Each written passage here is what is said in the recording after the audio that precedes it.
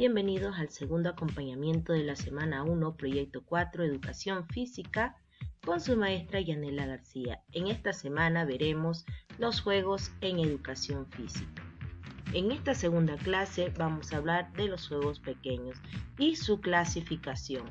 Los juegos pequeños se clasifican en juegos tradicionales, juegos populares, juegos motrices, juegos grupales o en equipos, juegos individuales, juegos de lucha, juegos de mesa, juegos didácticos y juegos electrónicos. En primer lugar, ¿qué son los juegos populares? Los juegos populares son aquellos que van pasando de padres a hijos y la mayoría de ellos se desconocen su lugar de origen, normalmente, o son también juegos espontáneos. Los juegos tradicionales, por su parte, son juegos autóctonos tradicionales que se realizan sin ayuda de juguetes tecnológicamente complejos, sino con el propio cuerpo o con recursos fácilmente disponibles en la naturaleza o también entre objetos caseros.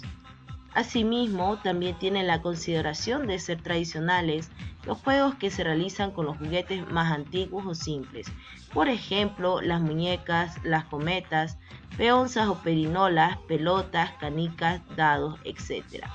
Especialmente cuando se autoconstruyen por el niño, por ejemplo, caballitos con palo de escoba, aviones o barcos de papel, etc. Incluso también los juegos de mesa. Anteriores a la revolución informática, también habían los juegos de 3 en raya, parchís, juego de la oca, barquitos, etc. y algunos juegos de cartas. Generalmente los juegos tradicionales los conocemos como aquellos que son de algún lugar en específico y han sido jugados de generación en generación. Los juegos de mesa es la clasificación que se da a los juegos que constan de un tablero y fichas de diferentes formas y colores, lo que obliga a que se organice sobre una superficie plana, generalmente una mesa, de ahí su nombre. Generalmente las reglas son diferentes para cada juego. Pueden participar en ellos una o más personas. Mientras que unos juegos requieren de que los participantes utilicen su razonamiento táctico o estratégico, coordinación, destreza manual u otras habilidades, otros juegos simplemente están basados en el puro azar. Por su naturaleza, los juegos de mesa no conllevan en general actividad física, aunque sí hay juegos que se han adaptado mucho y entre sus reglas también implica levantarse de la mesa y realizar actividades fuera de ella. Los juegos motrices, en cambio, son juegos que nos permiten relacionarlos y socializar con otros niños o personas, haciendo nuevas amistades.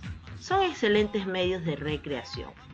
Los juegos tradicionales también son parte de los juegos motrices, ya que se ejecutan al aire libre de manera individual o en grupo.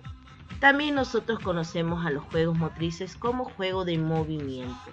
Desde pequeños, en los primeros años de primaria, nos han incentivado este tipo de juegos, ya que a través de él la persona tiende a relacionarse con otras, formándose entre sí una competencia amistosa entre los que los practican.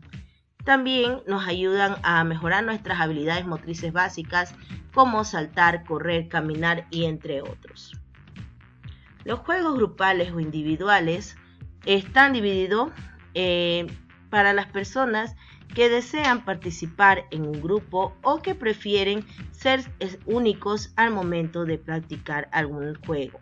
En los juegos grupales son aquellos que brindan al estudiante la oportunidad de convivir con otros compañeros, aprender lo que es la cooperación, establecer y respetar reglas, aceptar que se puede ganar o perder, competir contra otros, etc. Mientras que los juegos individuales se hace necesaria la soledad para pensar y concentrarse. No obstante, el juego individual propicia a su vez la relación con el grupo. Los juegos de lucha son aquellos que son actos motrices que han perdido el componente específico propio de la técnica de los deportes de lucha, conservando su potencial educativo. Se desarrollan las habilidades motrices básicas, especialmente los desplazamientos y los giros.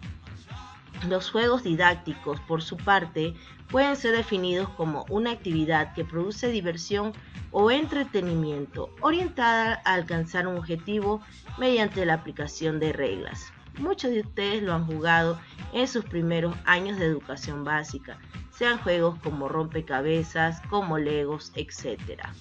Asimismo, cuando se alcanza el objetivo, se dice que el juego terminó. Para muchos de ustedes no es desconocido qué son los videojuegos. Es por eso que el día de hoy vamos a aprender sobre el impacto social que causan los mismos. Hay diferentes maneras en que los videojuegos afectan a la sociedad desde lo económico, la forma de percibir y ver las situaciones en la vida diaria y la manera de relacionarse. En la actualidad los videojuegos son una nueva manera de esparcimiento cultural y un mercado muy amplio económicamente. Se habla que las ganancias anuales de los videojuegos son de 12.6 millones de dólares solo en Estados Unidos en el 2006. Se puede clasificar el impacto como positivo o negativo para los jugadores. En consecuencia, puede traer consigo acciones beneficiosas o nefastas para cualquier ser humano. Por ejemplo, que una persona al momento de estar jugando pierde la noción del tiempo, es decir, una vez que empieza el juego se adentra tanto en él que puede perder su relación con la realidad. Así que es importante que si se practican este tipo de juegos se tenga un horario establecido, se entienda que es simplemente un juego y no adentrarnos tanto en él, ya que han habido muchos casos negativos de personas que no han diferenciado la realidad de la ficción. Para esta semana en la actividad en casa, una vez conocida la clasificación de los juegos, podemos ya establecer nuestro propio concepto de cada uno. Así que preguntémonos, ¿cuántos juegos pequeños conocías? ¿Puedes diferenciar juegos grandes de los pequeños? Vamos a responder estas preguntas en nuestra carpeta de educación física previo a hacer la actividad.